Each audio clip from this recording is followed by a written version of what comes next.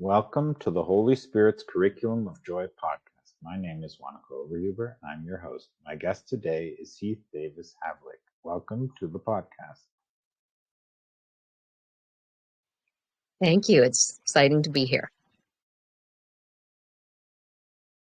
To start with a question for which you can take as much time as you like, how did you come to see the world the way you do today? I love that question, and I've been trying to prepare for it in my mind to be both succinct and thorough. So let's see how this goes. In general, I am, like all human beings, the product of all of the experiences I have had on this earth and who my parents were and what I believe, all the things that have happened to me, etc. So I would say that the two main things that have influenced who I am today are, first of all, my faith. I have been, or been trying to be, a follower of Jesus since I was about 6 years old, so a little over half a century. And that has really seen me through a lot of turmoil, especially in my early childhood, and also just as I have, grown and matured, and that's really fashioned my worldview. And then the other thing that's been very instrumental in how I perceive the world today and who I am today, how I show up in the world today, is the Enneagram. And I know that not everyone's aware of the Enneagram or understands really what it is, so we definitely can get into the bones of that as we go, but I will just say here that it is an amazingly insightful and accurate roadmap of why we do what we do as human beings and how to escape the autopilot that we all end up being on because of the personality patterns that get formed in our minds and that prevent us from truly being who we were created to be. So what I have found with the Enneagram is much greater capacity for compassion, both for myself and for other people. And that, of course, is something that my faith recommends and is based on, but that is difficult to achieve a lot of times. And that's because I have found that personality really will trump theology and just about anything else almost every time. And again, that's because we get caught in these personality patterns that become our default and that we tend to not question. It just feels like this is how life is. This is how everyone should be. And so that's how we end up being judgmental towards other people. That's how we end up finding it hard to forgive, and many other behaviors and thought processes that prevent us from having truly beautiful relationships with people as they should be, and being, again, who we were created to be. So those two factors are really what have led me to the place where I am today.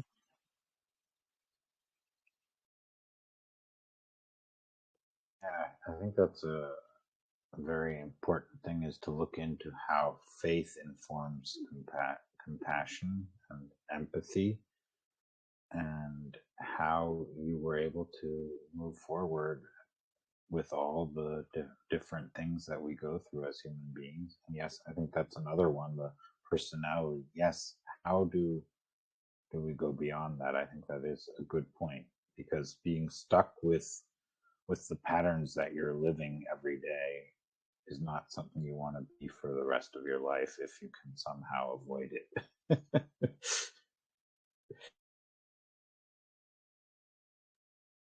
That is absolutely true. And I look back at myself, how I was showing up in the world before I knew the Enneagram, and I'm a little embarrassed, I think, oh, wow, if only I had known, so much earlier, what I know now about my default behaviors and how they were harming people, actually, and how they were preventing me from being who I was intended to be. Yeah, it's a bit humbling. But the thing about spiritual work, which I'm sure you know, is that it is humbling and that it causes you to reevaluate a lot of your assumptions um, about yourself, about the world, about other people. I am, for those who know the Enneagram, I am an Enneagram 7, which is called the enthusiast. So I am assertive. I have a lot of agency. I go after the things that I want. And because of the core wounding belief inside of sevens, which is a fear of being trapped in deprivation or pain, my whole modus operandi had been go seek fun, go seek fascinating things, find as many options as you can, take life by the horns and take a huge bite out of the world as often as you can, keep in constant motion because of that fear that if I slow down, if I stop, I'm going to get stuck in an uncomfortable or a painful place. And in the core of my being, that just felt terrifying.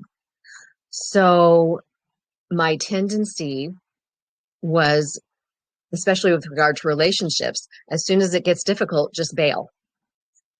Just leave that thing that's hard or difficult. Don't look at the hard and difficult things in life. Make sure that everyone's always up. So I was referred to by one person I knew as the Energizer Bunny. That's a character in an advertising campaign here in the United States.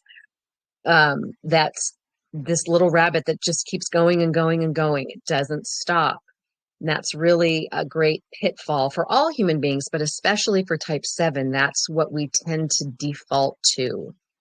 So, what happens in relationships then is that you discount other people's pain because you don't want to hear it. You don't want to be brought down. You don't want to be reminded of the things that are difficult. And you sort of steamroll over their pain, and or you try to encourage them and uplift them. And I'll give you an example of that again is embarrassing and painful. I was at the grocery store, and it's one I've been going to for years. And there was a fellow there who was, checking out my groceries, and he is someone I know very casually, but every time I see him, he has a frown on his face. He's never someone who smiles or seems excited or happy about life. So as the groceries were being checked out, I said to him, "Oh, it's such a great day. It's beautiful. And um, I hope you're having a great day too." And he said, "Our coworker just died of brain cancer." And I was just horrified that because I caught myself with that pattern that I had begun to recognize. And I realized, oh, I'm doing that thing again. It's a kind of manipulation, really, is what it is. I'm trying to conform everything around me to my broken worldview so that they will meet me there and validate this faulty premise that I'm living under, basically. And it hurt that person. And it wasn't even something based in reality. I'm just trying, again, to manipulate life. So that's just one example of many. And again, it's only an Enneagram 7 example. There are 9 different personality types altogether, and each one of us has a set of patterns that are actually etched into our neurological pathways over time. And that's why it can be really difficult to overcome them. But we each have our gifts as well that we can bring to the world. Beautiful things that the rest of the world needs as we become more present and aware. And that is really the key. And that is what's so amazing about the Enneagram is that even though I know and love Jesus, even though I'm trying to walk in his ways, there was that personality part that was really running the show. And my faith was just like second place. It was not the default. It was the lower tier of default. So that's again what I love about the Enneagram. And by the way, the Enneagram is useful for all human beings. You don't have to be a Christian. There's nothing that you need to believe in particular. It's not a religion. It is just how our brains work. It's just been proven and borne out time and time again throughout these last 50, 60 years that it's been in existence as a personality model that can help all human beings, no matter where they are in their spiritual walk.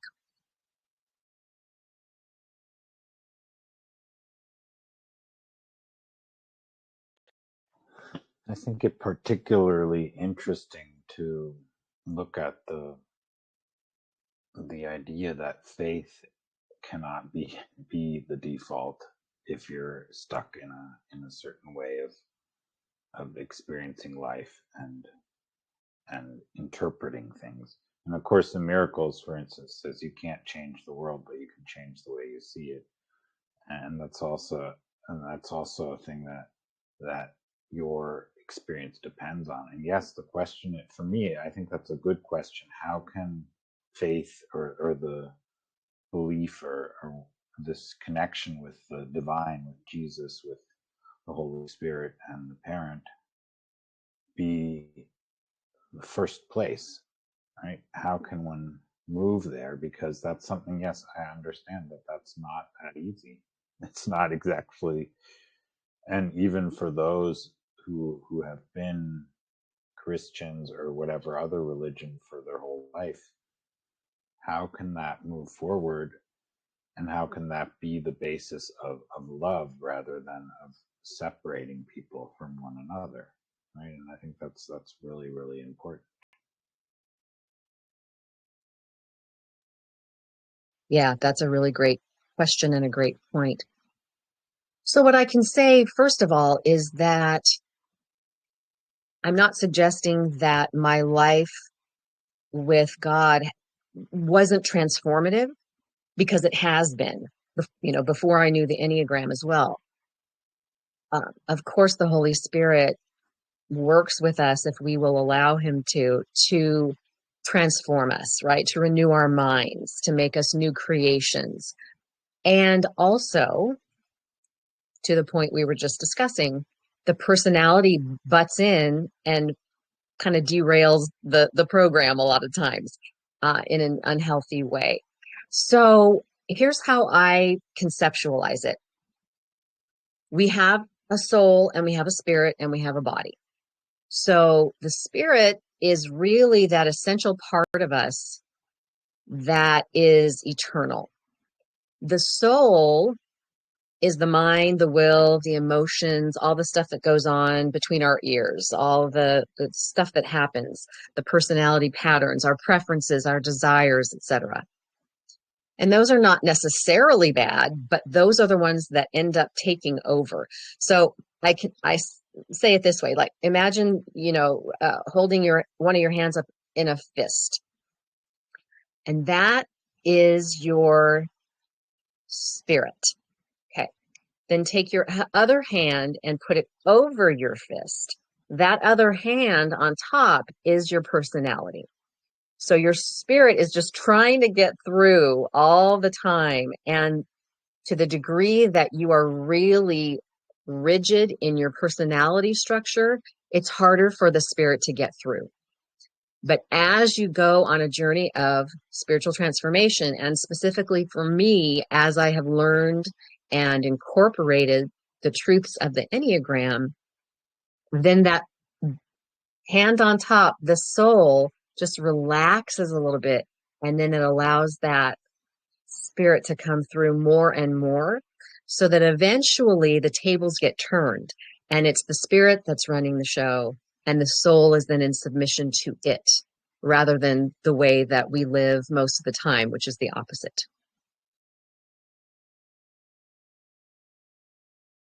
Yeah, that's very important. And of course, in miracles, it also says the world is on its head, or it's the other way. It's the wrong way around.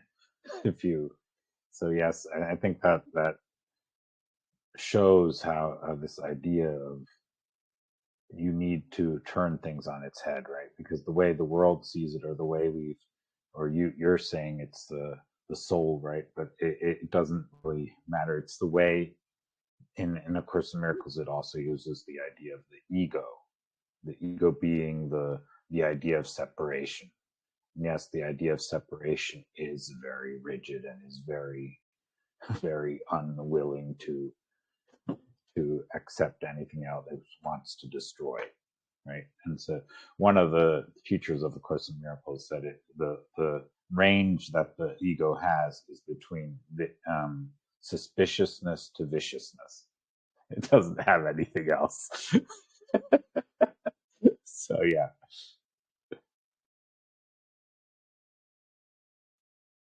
Well, in the Enneagram theory, as it were, we think about the superego actually as the voice of the inner critic, right? That's the other name for it. So there's the ego and the superego and the id. The ego is just, your normal program, your day-to-day stuff that's being informed by that superego. The superego thinks that it's saving your life, right? It was necessary when you were a little kid and you were learning the rules of life, like don't touch the hot stove, don't run out into traffic, etc. And so it creates this entire system of rules and judgments for you because it's taking the place of the Holy Spirit. Actually, there's that void that occurs at some point in your existence when you're little, and that's terrifying, right? No one wants to stare into that void, especially when you're a tiny child. And so the superego comes in and says, oh, I will help you. I will teach you the rules of life. Here's what to do and what not to do. Here's what is good. Here's what is bad. And so that's where all of our judgments end up coming from, right? That person is not like me, so they are bad. Or that person is not acting the way that my inner critic, my superego is telling me that I need to act. And so that is wrong, and I'm going to reject it. So again, that's how I was operating even as a Christian.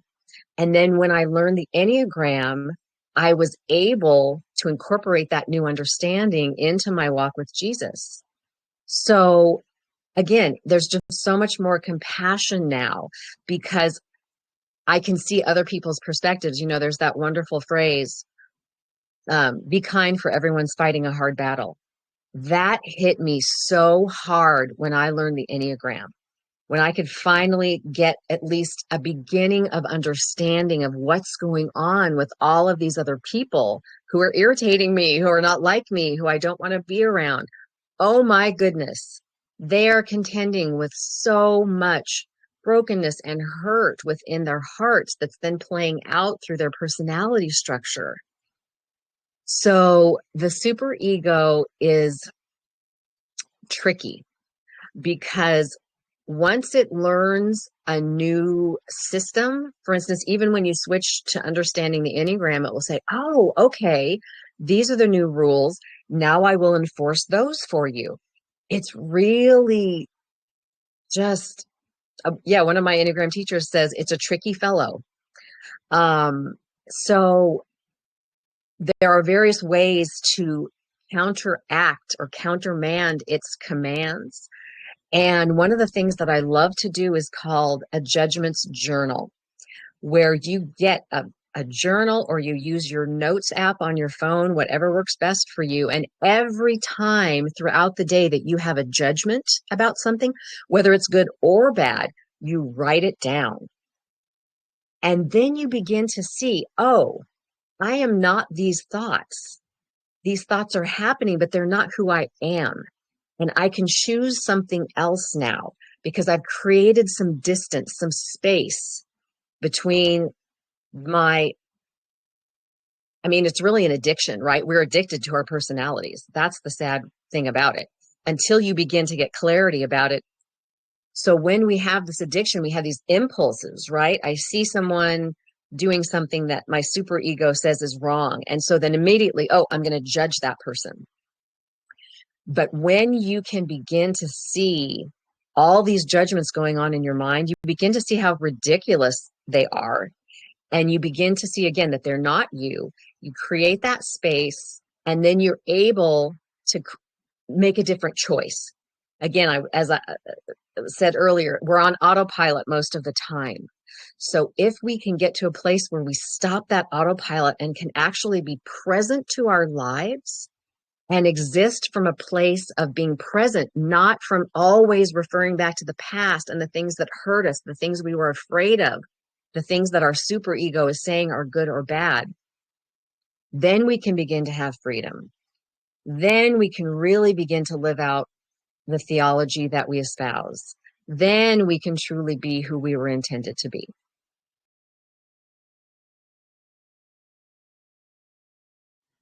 Yeah, the trickiness of the ego. Yeah, that's a big topic, of course, because it can use anything. It will. The idea of separation can use any thought system for its purpose, as long as it can affirm that you're separate in some way. Use it to make it look like you're separate. Yeah, in A Course in Miracles, it says the world came about through a thought of separation and stopping to laugh. So the turnaround is the world will end through laughter, right? And of course through the recognition that we are not separate from our source, from God, right? And yes, I think it's very beautiful that we also have Yeshua, Jesus, to help us on that, right? We can walk with Yeshua and return to an understanding in which we recognize that we already are whole. And one of the, you were speaking of addiction, and in A Course in Miracles, it speaks of guilt and sin as an addiction, right? The idea of sin, of guilt, and guilt being and I like to say guilt is the greatest addiction. It's the only addiction, right? We're addicted to feeling guilty about this, about that, about all kinds of things. And then that turns into, that's also the addiction to attacking, to judging, to making things wrong or right, and to, yeah, basically keeping us from feeling connected with our source, with anyone, with everything. We don't feel at home. Yeah, so it's an interesting dichotomy within Christianity because we speak of the now and the not yet. So we know that Christians know this. I know not everyone agrees with this, but Christians know that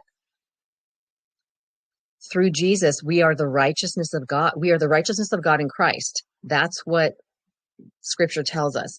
And at the same time, we are both sanctified and being sanctified, right? So it's this very interesting process, again, where it's now and it's not yet. So we live in that tension between the two. And I have a friend who refers to it as the liminal space, right? We're on the threshold of something and we're trying to navigate that. And it's mysterious and it's sometimes difficult, but it's a really beautiful journey that we need to take. Um, and I'm just so thankful that I get to know Jesus and I get to know the Enneagram so that we can um, work together toward that person that God made me to be, because I firmly believe that each one of us is made distinct and unique and individual and with specific purpose. And that purpose doesn't have to be with a capital P. It doesn't need to include fame or be part of a cast of thousands. It has to do with the specific thing that we were put on this earth to do. And the more that your spirit can come through and overcome the inner critic, the superego, the personality structure, the more that's going to manifest on the earth. And, to your point about feeling guilty, I have to say that as a type 7, that's not really where I go. Very much. Not that I've never felt guilty about anything, but that sevens are very sort of self-referential, meaning they relate to everything in response to how they feel about themselves. And sevens tend to, again, be assertive and have a pretty healthy sense of who they are. And I mean, healthy in the sense of not low self-esteem. Okay. Not healthy in the sense of accurate and true. That's an important distinction. But there are types on the Enneagram who really deal with a lot of guilt. So within the Enneagram, again, there are 9 types, and there are multiple divisions of 3 within that system. And one of them is the centers of intelligence. So for types 2, 3, and 4, they are the heart centers. And that sounds beautiful, right? Oh, what a heart-centered person. Well, it is a lovely idea, and it can be a beautiful thing. But the reality for most of us is that we're living in the average, what's called level of development, level of awareness, so that the 2s, 3s, and 4s really struggle with shame. And so that shame can lead them to feel a lot of guilt and a lot of low self-esteem and low self-worth. Types 5, 6, and 7 are the head types, and that's where I land as well. And that means that we process the world primarily through the logic center of our brains, not really so much from our emotions, but from our heads. And that has its own set of challenges. And that group is ruled primarily by fear. So fear shows up in many, many different ways. For 5s, it causes them to retreat inward and do a lot of intensive study that's very focused, because they want to be basically worthy of existing on the earth, and they want to bring something to the world that they can contribute so that they will feel worthy and they'll feel included. Type 6, that anxiety shows up as constantly scanning the environment, constantly looking for threats. And then for 7s, we don't typically experience the standard kind of anxiety that, you would go see a counselor for. Our anxiety or fear shows up as, again, that constant motion that I talked about earlier. The fear that if I slow down, then something bad's going to get me, or I'm going to be stuck in this place of pain forever, right? And then the 8s, 9s, and 1s are in the intuitive center of intelligence, or the body center. So these folks are really intuitive, and they just know things and they sense things without really being able to explain why. And their underlying emotion is anger or even rage. So type 8s are very open about their anger and rage. Type 9s suppress it because they want to seek peace as a way to escape that rage. And type 1s become perfectionists who are mad at themselves and the world for not being perfect. So there's just so much going on with every single personality type, and it has so much to do with just how you're born. In Enneagram theory, we believe that you are born with this personality type. There are other things that come along throughout your life that then influence how that personality type is going to show up. Again, it has to do with the level of awareness and emotional health. It has to do with how well you were nurtured as a child. It has to do with the traumas that you experienced. But all of it leaves scars. That's just really the long and short of it. Some of us have trauma from our lives with a capital T, physical abuse, sexual abuse, abandonment, many, many things, witnessing, some devastating event. Some of us have traumas with small t's, the divorce of parents, as was the case with me when I was 6 years old, being bullied, which was also something that I experienced as a child.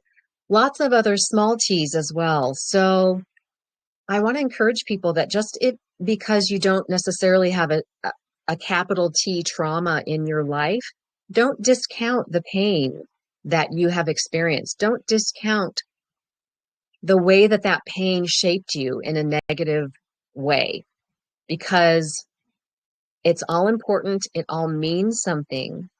And all of it can prevent you from, again, being who God intended you to be.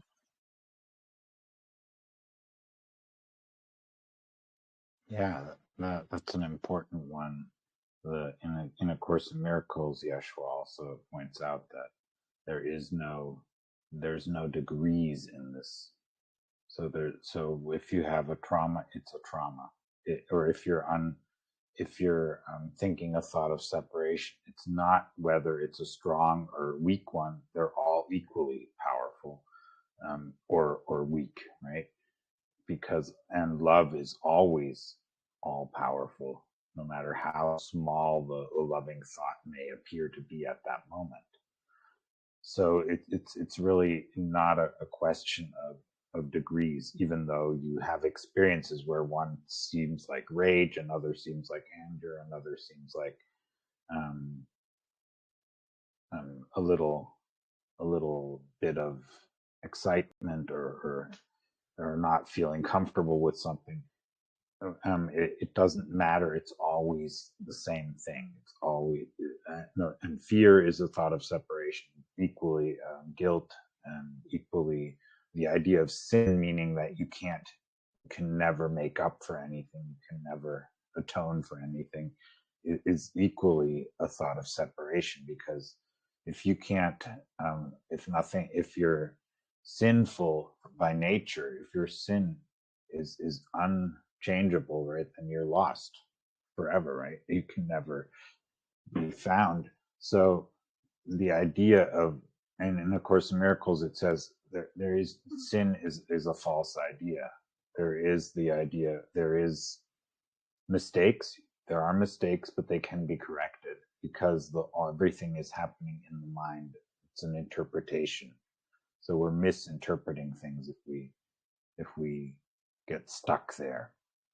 So yeah, there's a lot to think about there.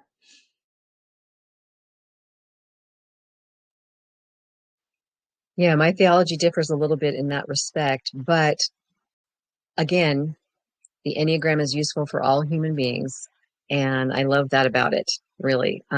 Interestingly enough, it's had periods of pushback from within the church.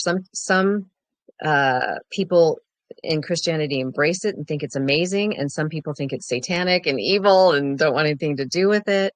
And I think that just really has to do with lack of understanding, lack of discernment, and some bad press that maybe, well, not maybe, definitely some leaders have spoken about. So it's always interesting to me when I broach the topic with my fellow Christians, whether they're going to be able to embrace the wisdom and the usefulness of the Enneagram or not. It's just such an amazing, helpful tool on anyone's journey of personal development, spiritual formation, whatever people choose to call it. My husband says it this way, you can ride a tricycle from California to New York. You can do that. It will take a really long time and it will require massive effort. Or you can strap a jetpack or a jet engine onto that tricycle. It's going to get you there a lot faster. So that's how I think of the Enneagram. It's the jet engine on your tricycle, on your journey. And it's not that the spiritual journey needs to be faster. It's just that it needs a better map, I think, really. And for me, the Enneagram, because it breaks out into the 9 personality types, once you find what that type is, and once you find what that core wounding belief is, that lie at the core of your being is, that's particularly influencing you, then you know what direction to go in. Okay, these are my foibles. These are the things that are hard for me. These are the ways that I hurt people. And what's interesting about the Enneagram, I think it's so fascinating and really speaks to its truth, the truthfulness of it, is that it transforms your personality structure organically. You can't force it. It's not a head thing where you just learn the rules and then you're fine. Because Christianity is not like that either. Many people try to make it that way. Oh, just here are the theological points and just believe them and you're fine. We have seen throughout history that doesn't work well. That's not how it was intended to work either. So the thing about the Enneagram is that, again, you find out your default, your autopilot, and then you notice it. That's the key, the noticing. And again, that's why the judgments journal is so helpful. You begin to notice the judgments that have been going on in your head for your whole life that you just took as gospel. You just took it as like, oh yeah, sure, that's true. That's how it is. Yes, I'm a horrible human being. Yes, I'm stupid. Or yes, that person is stupid. And all people who think this one thing are stupid, etc.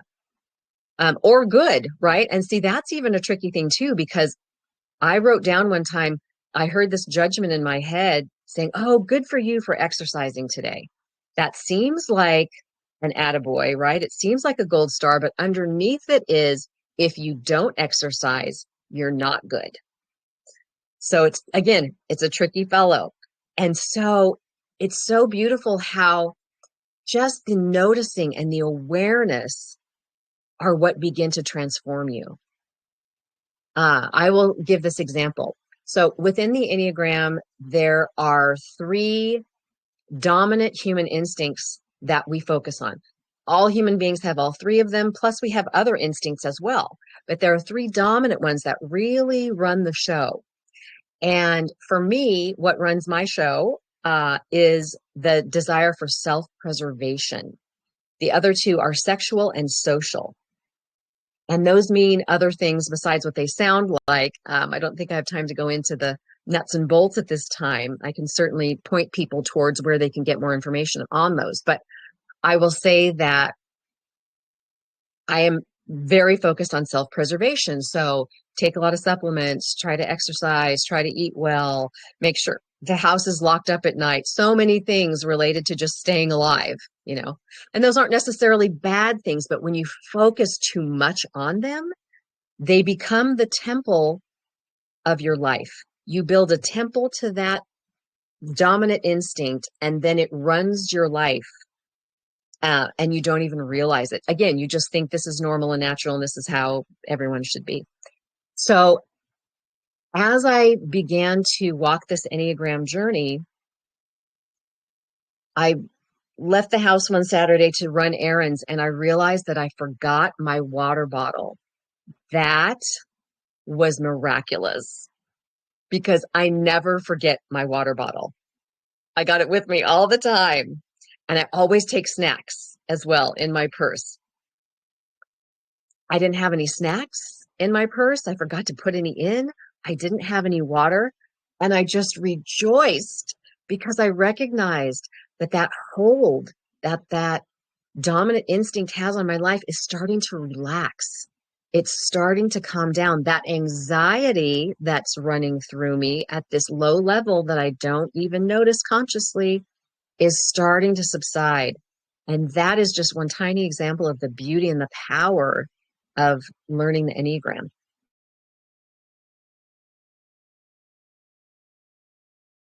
Yeah, I think that's some of the point that you can make about A Course in Miracles too. There's many Christians who love it, and others who say it's from the devil. So yes, it can be very. But for me, it certainly has helped me to see the Bible in a way that I can accept and feel comfortable with, or the stories in the Bible as well, because it just focuses on the joining, on the being one with our source, right? So, and with Jesus, so that this is a very different thing than when you get jumbled by the different perspectives you get from the stories in the Bible, right? Where you have a God who's punishing, a God who's loving, a God who's this, who's that, right? But if you learn to interpret it, to see it differently, you can actually learn a lot from it, and actually gain the insights that you enjoy having help you. So I think it's helped me a lot. I'm not saying that every Christian will feel comfortable with that or not, but I think it's a very, very beautiful perspective and helpful to reinterpret things that have been bothering me a lot and made it impossible for me to enjoy the ideas fully to their full. So yeah, Henry, who's here as well, wanted to say something. So please go ahead, Henry. Hello, Heath. I've been listening since the beginning of the podcast, and my question to you would be, what is my value to you as a person who is acquainted with the types that you're talking about, the nine types, and I have the feeling that it's a pigeonhole. It's putting people into boxes, and then because you believe it, then you've made it real. But there's all these other systems that have 7 types, 3 types, 4 types, 2 types, etc. And so I guess I'm wondering what the value would be of some pushback on the whole idea that the nine types are truth. It's where you are you're teaching it in this podcast that is truth, and so I'm as a listener saying, well, is that your choice? And does does does it is there a possibility in your mind that maybe we are all the types, all 9 types, and you have a maybe a tendency to have parts of number 7, but you have all the other ones.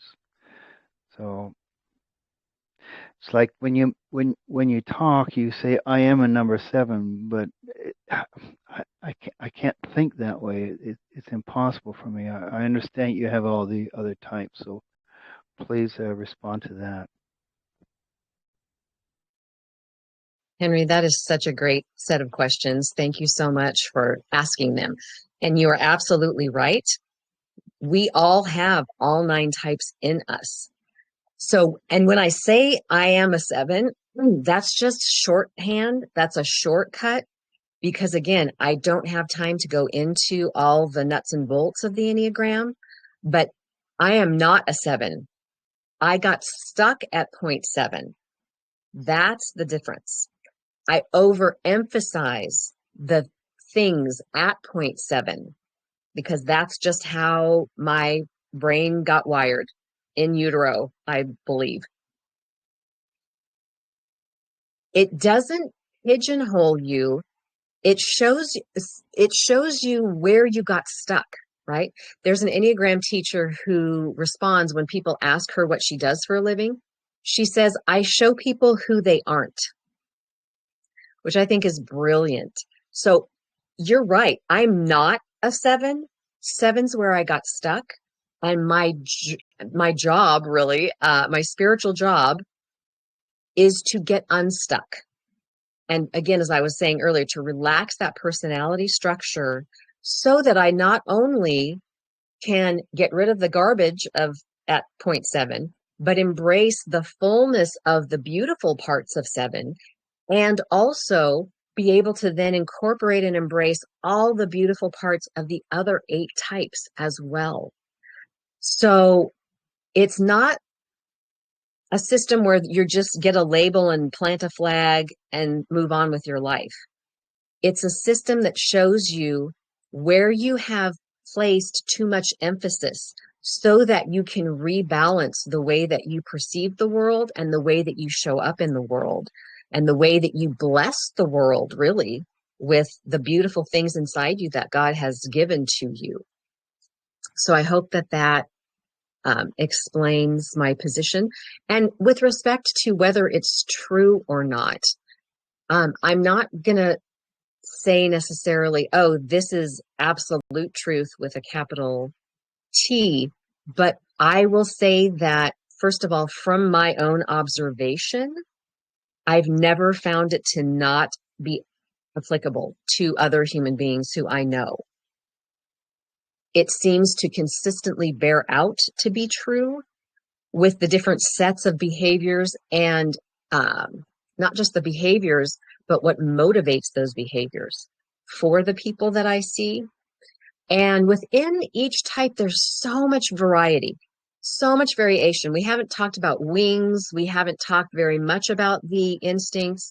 We haven't talked very much about how, again, the different traumas and experiences, even the positive ones in your life, have impacted you. That's why everyone's a unique individual. So we're not at all trying to pigeonhole anyone or put them into a box. What we're saying in the Enneagram world is you're already in a box. Here is the map to get out of it.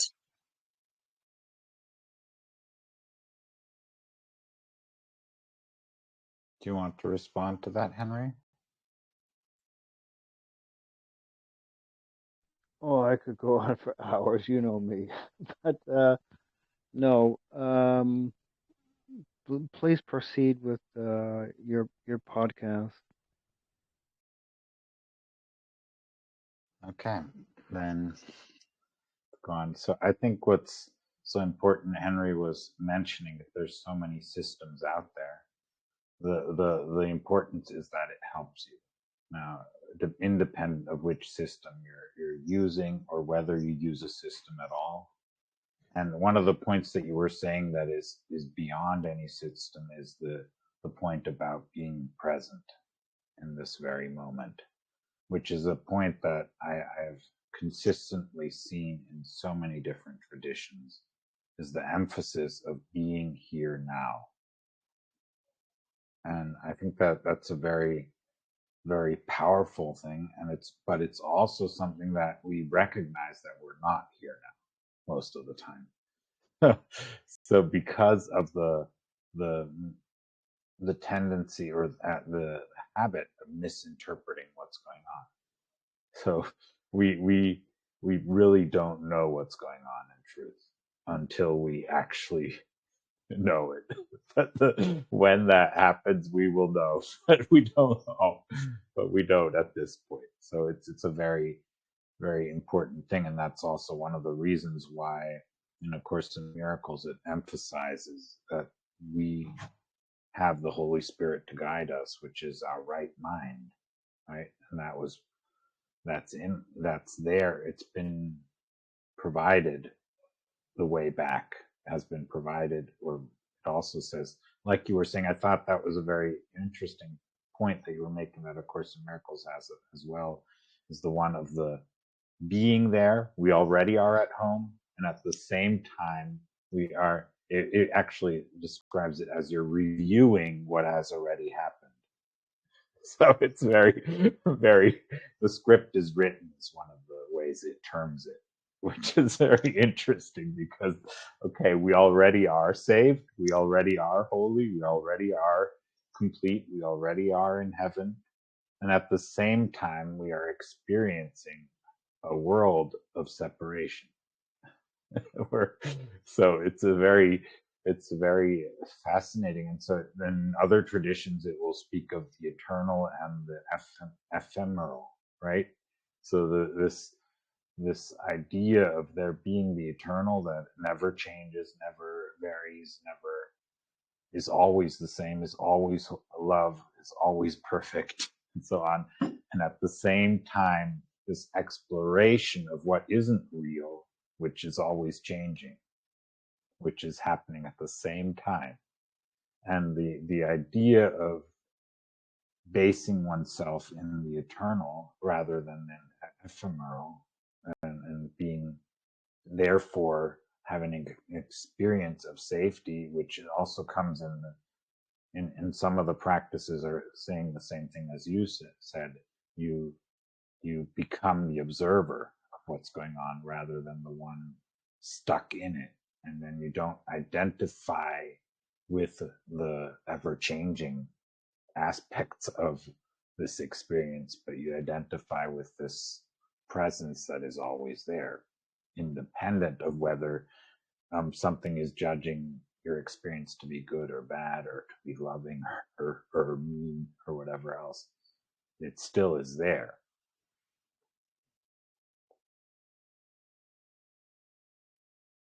That's a great way to put it. And I wanted to also address Henry's remark about, oh, there's so many different systems. How do you know this one is right? I look at many systems actually, and they're not mutually exclusive. And that's the great thing about it. So for instance, I really like the Big Five model of personality in, the psychology world. It helps me understand things about myself that aren't addressed in the Enneagram. I also like Myers-Briggs because it helps me understand things about myself that the Enneagram doesn't address, or that don't quite fit. For instance, most sevens are extroverts. And even though I can talk to people, I can be on podcasts, I love public speaking. I just did it yesterday at my church. I gave the sermon. Love that stuff. I am an introvert. I prefer to be alone. I prefer to do things by myself and create and think and be quiet, which is very unusual for a seven. So what helps me understand that is that also I am an INFJ on the Myers-Briggs. So that leads with introversion, right? So again, there's that idea where we are these beautiful, unique human creatures that just have a lot of complex stuff going on in our minds. And so I love to draw from a variety of different kinds of wisdom and understanding and research to help me put together this human puzzle, not only for myself, but so that then I can share it with other people as well. One of the things I like to say on this podcast is that the best place to teach from is to come from where you are at now. And that's what I also got from my personal relationship with Yeshua, as I have come to call him. He was saying that that's the best place, because I was like, why should I do this work? I have no idea of it. I have so little knowledge. I didn't even know the A Course in Miracles book at the time when I got the message that I'm a teacher of A Course in Miracles. I was like, oh yeah, I haven't even read the book. I'll do it, but I just haven't read the book. What am I supposed to do here? So yeah, it's a very important point that yeah, we all are coming from wherever we're at this point, and that includes the option of having many different reference points from to draw from, and it all and I think that's a very important thing to be aware of, and at the same time to value where you're at, and not always be feeling like you have to quote whatever someone else is saying, because your own story is just as valid. You were saying, the little traumas, the big traumas, the little joys, the big joys, they're all equally inspiring if you're willing to talk about them and share about them. But many people think, yeah, you have to have an amazing, story of recovery before you can go out there, or you have to have read this book, or you have to know this system by heart. Like, I mean, I bet when you started teaching and talking about the Enneagram, you probably were also questioning, am I ready? Am I capable of it? Do I know enough about it to talk about it, and so on and so forth? So this is a very important point. Okay, when is that point there? Well, we need to come from where we're at, and if I don't know much about it and I'm studying it, then that's where I'm coming from.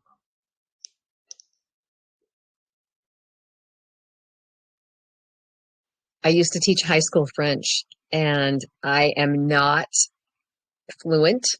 I'm just going to say that now. I can carry on basic conversations. I have a good accent, which gets me in trouble because people think that I know more than I do. But here's the thing I learned. You only have to know more than the students. That's it. Like you're on that same journey of learning French. You're just a little farther down the road. So I was able to teach those kids French because I just knew a little bit more than they did. And that's really what's beautiful about it. And that was really useful for me because as a 7, I am always seeking knowledge. I want to know, and I want to know everything about everything. And it's not possible. And you can drive yourself crazy and you can end up with imposter syndrome, etc., because you feel like, oh no, I don't know enough. But yes, most of the time you do. And honestly, I didn't even talk to people about the Enneagram for the first 3 years that I was studying it because I wanted to make sure that it wasn't just my next shiny object that I was fascinated in for a little period of time and then moved on to the next thing. Because I realized if I do that, I'm so enthusiastic about things that people naturally want to follow what I do and say. And if I get people excited about the Enneagram and then drop it later, they're just going to be left in the lurch. And that's not something that I wanted to do. So, I did have a basis of knowledge and understanding, but I don't have it all figured out. I mean, I was just listening to a podcast earlier today from an Enneagram teacher, and I was just thinking, wow, this lady's way farther down the road than I am, and how wonderful, right? I still have a lot to learn. And yet, to your point, I can be content. I can be glad in the knowledge that I currently have. It's still useful and it's still transforming me and the people who listen to what I say and read what I write. And that's the beautiful thing. One of my favorite phrases is, we are walking each other home. We all have things to learn from each other. I learn things from my folks in my Enneagram group that I hold monthly every time. And it's beautiful. So it's this lovely coming together of people who are on the same path, helping each other figure out how it works.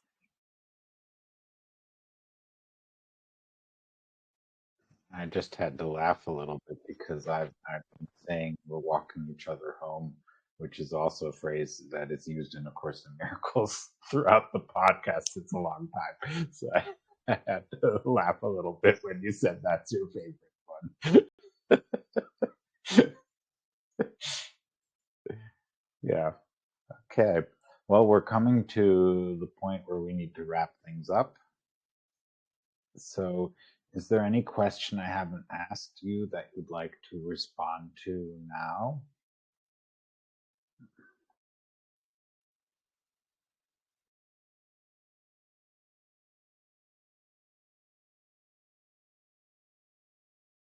You're muted. I hit it, but it didn't go all the way through. Sorry about that.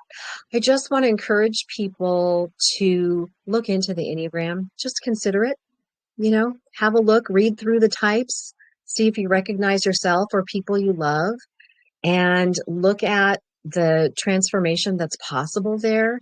Again, it's not a religion, it's for anyone. And I have found it to be transformative in my life, in my marriage, in my work, in every area of my life. It's not the only thing that exists, but it's been amazingly accurate and useful for me.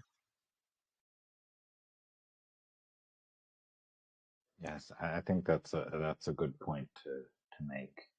Yeah, I can affirm what is useful to me and how it works for me, and how it doesn't work for me. If that's the case, how much I struggle with it all, and I think that's just as valuable as the cases in which it's working for me. And so yeah, we're gaining a lot from our joining, and as you termed it and I termed it, we're walking each other home. So thank you for joining us here. Thank you everyone for joining us. Please review the podcast, let people know about it, and subscribe. And if you want to be a guest, please reach out to me and we will find a way. Blessings to you all. Until next time.